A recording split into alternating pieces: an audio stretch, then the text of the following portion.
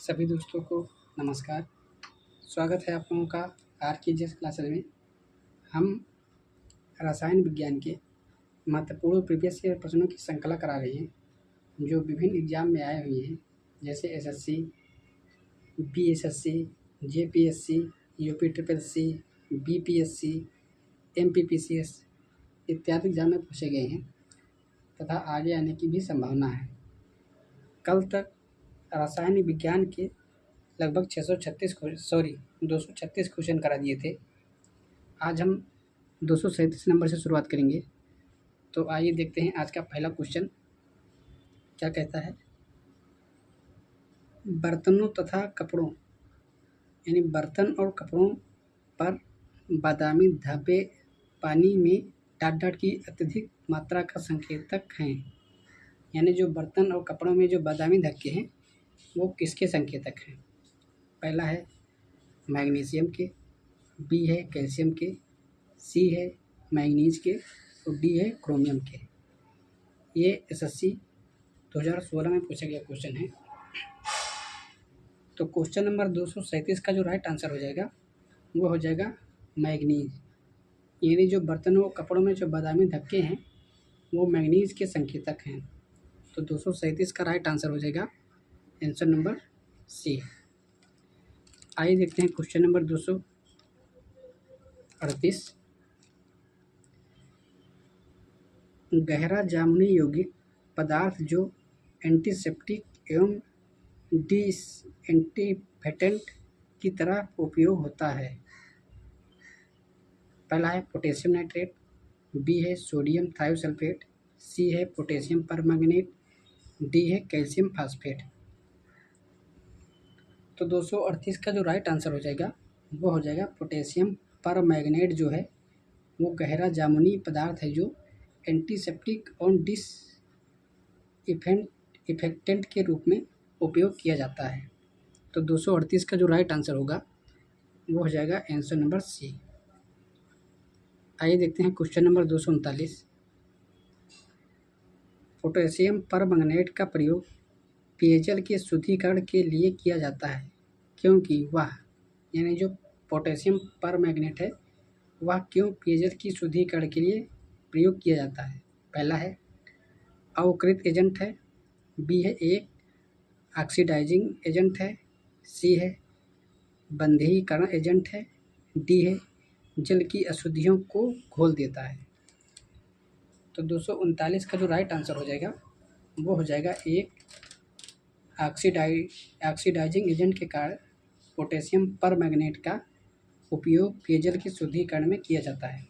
तो 239 का right answer हो जाएगा आंसर नंबर बी। आइए देखते हैं question number 240।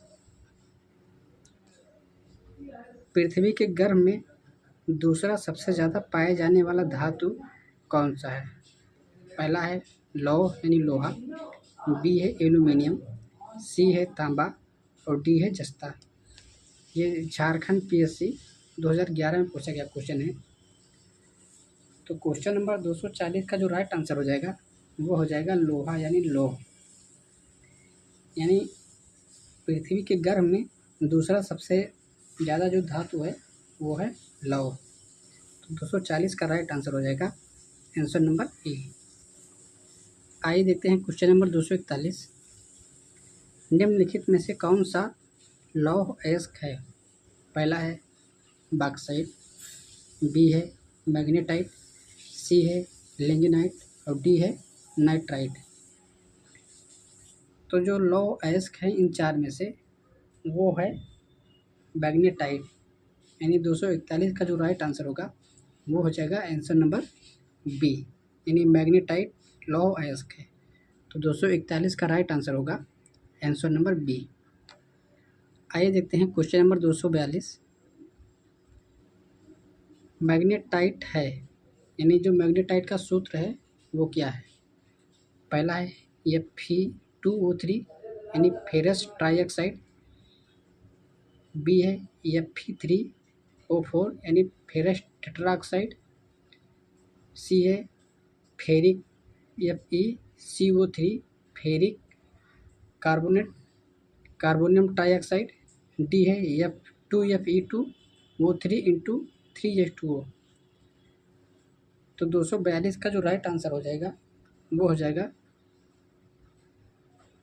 Ferric tetra oxide, यानी टेट्रा मतलब होता है 4, वो मतलब होता है ऑक्साइड। तो मैग्नेटाइट का जो सूत्र है वो है Fe3O4, यानी 242 का राइट आंसर होगा आंसर नंबर बी। आइए देखते हैं क्वेश्चन नंबर 243। निम्नलिखित में से किस खनिज द्वारा लौह प्राप्त किया जाता है? पहला है चूने का पत्थर, बी है पिच ब्लेंड, सी है मोनाजाइट रेत और डी है हेमाटाइट। तो 243 का जो राइट आंसर हो जाएगा वो हो जाएगा हेमाटाइट, यानी जिससे लौह खनिज प्राप्त होता है वो है हेमाटाइट। ये बिहार पब्लिक सर्विस कमीशन 1998 में पूछा गया क्वेश्चन है। तो 243 का राइट आंसर हो जाएगा आंसर नंबर डी। आइए देखते हैं क्वेश्चन नंबर 244। निम्नलिखित में से कौन सा विकल्प अन्य तीन से भिन्न है?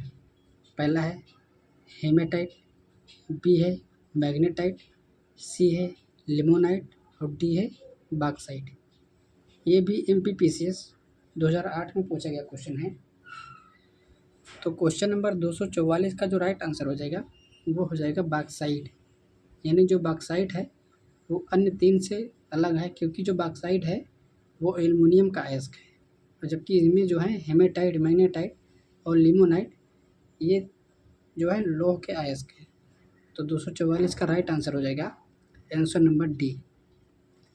आइए देखते हैं क्वेश्चन नंबर 245। लौह अयस्क से लोहा विनिर्मित करने की प्रक्रिया को क्या कहते हैं? पहला है ऑक्सीकरण, बी है प्रभाजीयास्म, सी है विद्युत अपघटन और डी है अपचयन। ये भी SSC 2016 में पूछा गया क्वेश्चन है।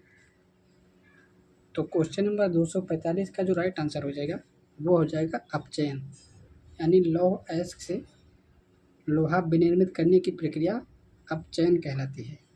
तो 245 का राइट आंसर होगा आंसर नंबर डी। आइए देखते हैं क्वेश्चन नंबर 246। कठोर स्टील में होता है, यानी कठोर स्टील है उसमें कितने प्रतिशत कार्बन होता है? पहला है 2 से 5% कार्बन, बी है 0.5 से 1.5% कार्बन, सी है 0.1 से 0.4% कार्बन, डी है 0.01 से 0.04% कार्बन। 246 का जो राइट आंसर हो जाएगा वो हो जाएगा 0.5 से 1.5% कठोर स्टील में कार्बन होता है।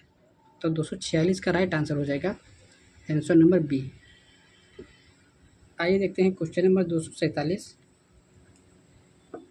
स्टील को कठोरता प्रदान करने के लिए मिलाई जाती है, उसमें क्या मिलाया जाता है? पहला है कार्बन, बी है मैग्नीज, सी है सिलिकॉन और डी है क्रोमियम।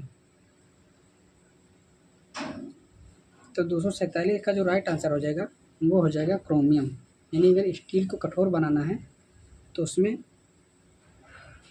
क्रोमियम मिलाई जाती है। तो 247 का राइट आंसर होगा आंसर नंबर डी। आइए देखते हैं क्वेश्चन नंबर 248। स्टेनलेस स्टील बनाने में लोहे के साथ कौन सी महत्वपूर्ण धातु प्रयोग किया जाता है? पहला है एल्यूमीनियम, बी है क्रोमियम, सी है टिन और डी है कार्बन। ये भी MPPC 2009 में पूछा गया क्वेश्चन है। तो 248 का जो राइट आंसर हो जाएगा वो हो जाएगा क्रोमियम, यानी स्टेनलेस स्टील को बनाने में लोहे के साथ क्रोमियम का प्रयोग किया जाता है। तो 248 का राइट आंसर हो जाएगा आंसर नंबर बी। आइए देखते हैं क्वेश्चन नंबर 249। विद्युत तापी साधन के लिए तापी घटक बनाने के लिए जिस मिश्र धातु का प्रयोग किया जाता है वह कौन सी है? पहला है जर्मन सिल्वर, बी है सोल्डर, सी है मिश्र धातु और डी है नाइक्रोम।